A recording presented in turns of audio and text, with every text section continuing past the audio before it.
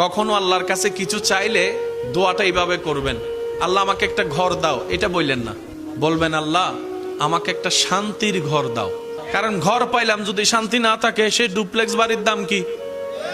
কখনো সন্তান চাইবেন না, বলবেন আল্লাহ আমাকে একটা নেককার সন্তান দাও। কখনো চাকরি ব্যবসা খুঁজবেন না, বলবেন আল্লাহ আমাকে হালাল রুজি অর্জনের একটা রাস্তা করে দাও। কারণ আপনার যদি সন্তান সন্ত্রাস হয়ে বসে, বাপদাদা 14 গোষ্ঠীর ইজ্জত, এই সন্তান হওয়ার চাইতো। আমি কি বুঝাতে পারছি কথা? এবার দেখেন আল্লাহ এমন দয়াবান, যারা নামাজ পড়ে তাদেরকেও দেয়, যারা নামাজ পড়ে না তাদেরকেও দেয়। কিন্তু দুই দেওয়ার মধ্যে পার্থক্য আছে। যারা আল্লাহ শুকরিয়া করে তাদেরকে আল্লাহ বাড়িয়ে দেয় এবং পরকালের সওয়াবও দেয়। এটা সবাই পায়? এটা সবাই পায়? তো এমন একজন